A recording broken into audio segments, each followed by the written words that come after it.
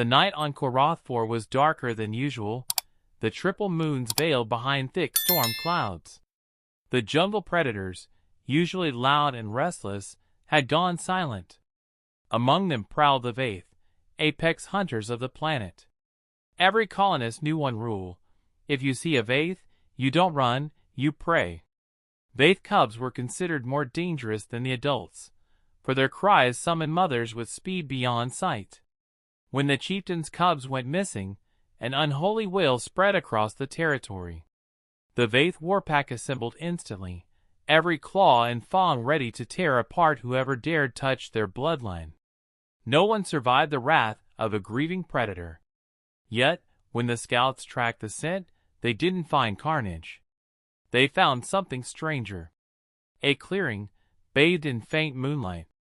At the center lay a human, unarmed, asleep against the roots of an ancient tree. Across his chest, curled in a ball, were the missing cubs. 3 of them, nestled into his warmth, purring softly. The Veyth froze. No being in the galaxy could touch a cub without losing a hand. Their spines were barbed, their fangs already sharp. Even their own kind bled during play. But here they were, breathing slowly, their predator's instincts silenced.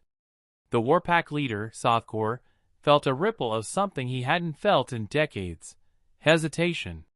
He growled low, testing the air. The cubs should have been terrified, or aggressive. Instead, they looked content. The human stirred. His eyes blinked open, weary but calm.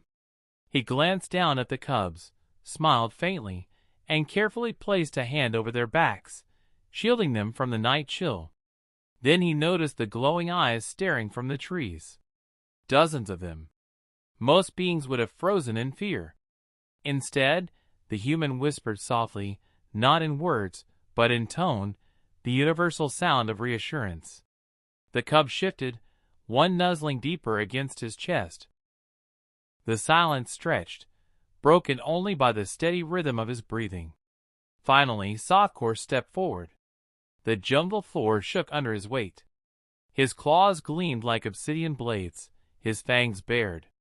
One command from him, and the human would be shredded. But then the cubs stirred. They blinked open their golden eyes, and for the first time in Veyth memory, cubs did not leap toward their kin. They whined when Sothkor came closer, pressing tighter against the human's body, as if to say, "Mine. Protector. Safe." The warpack murmured in disbelief. Veyth did not belong to anyone. They commanded fear, not trust. Yet their future heirs had chosen a human. Sothkor growled, low and dangerous. "Explain, pray." The human exhaled slowly. "They were cold," he said simply. "Lost. Hungry. I gave them warmth. That's all." His words carried no fear, no trembling. Just honesty, spoken with the weight of someone who had stared down death before. The Veyth leader studied him, every instinct demanding he rip this fragile creature apart. But another instinct, older and buried deep, whispered otherwise. Survival was not always about strength. Sometimes, it was about what even strength could not command. Trust. He lowered his head, bringing his snout close to the human's face. Hot breath washed over him. The cub stirred again, one tiny paw stretching up to rest on the human's chin. The warpack gasped. That was not a cub's gesture. That was a claim. Sothkor understood then. Whatever strange fire burned in humanity's soul, it could tame even the untamable. He straightened, his massive frame blocking the moons as the clouds parted. "The human lives," he declared. "Touch him, and you answer to me." The pack bowed their heads. The human, still half drowsy, blinked at the sudden silence. "I guess I'm keeping them warm a little longer," he muttered, as the cubs purred against his chest. In that moment, the galaxy's deadliest predators learned something they could not ignore. Humans were not the fastest, nor the strongest, nor the fiercest. But when even a predator's young chose them over their own kind, it meant humanity carried a power no weapon could forge.